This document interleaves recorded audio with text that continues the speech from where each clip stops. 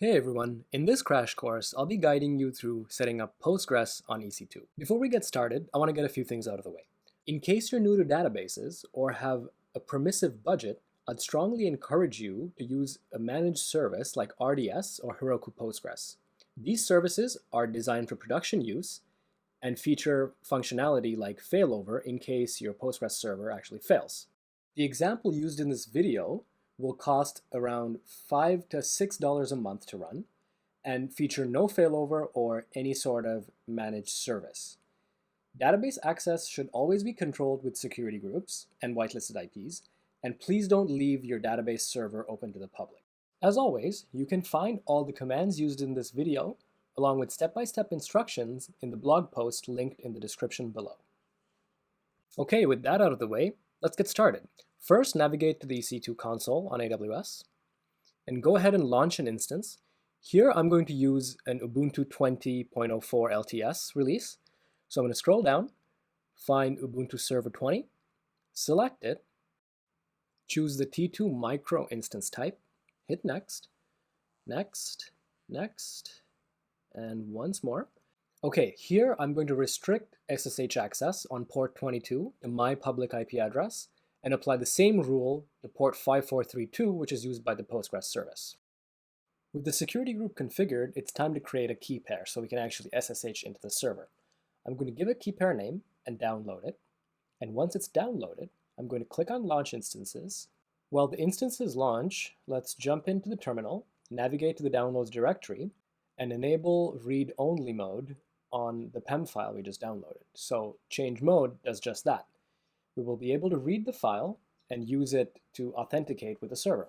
To make SSHing a bit more ergonomic, I'm going to move the PEM file to my SSH directory and open up the SSH config in Visual Studio Code.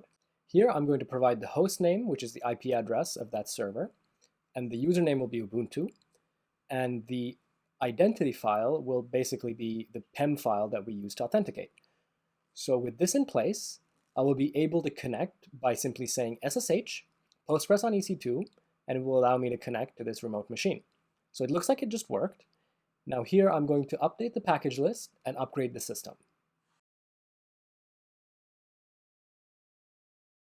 With the package list updated, I'm going to install Postgres. The Postgres installer will go ahead and create a user for us named Postgres. So this user can be used to communicate with the Postgres service. So here I'm going to log in as Postgres and then use the Postgres user to create a role named Ubuntu. So this role will be used to communicate with the database. The best practice here is to simply create users with the minimum amount of privileges they need to carry out whatever operations you want them to do. In this example, I'm going to allow the Ubuntu role to log in and create databases.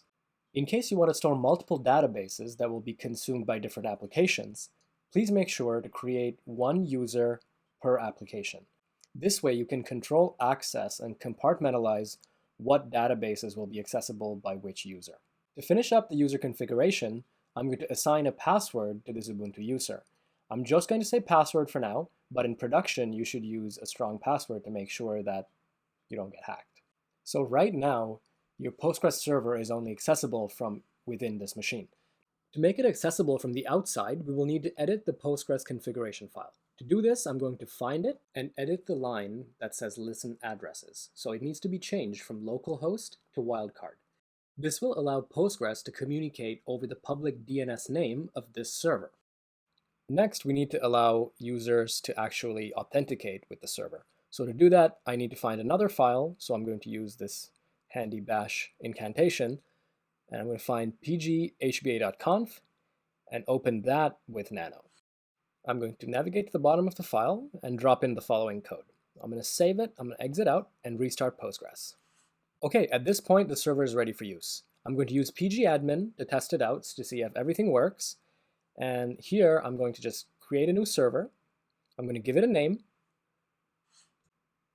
and then I'm going to flip over to EC2, copy the public DNS name, and then provide the username that we configured from earlier along with the password, and click Save.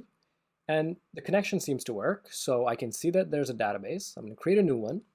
I'm going to call this test database and jump into it. And here, let's go ahead under tables, create a users table.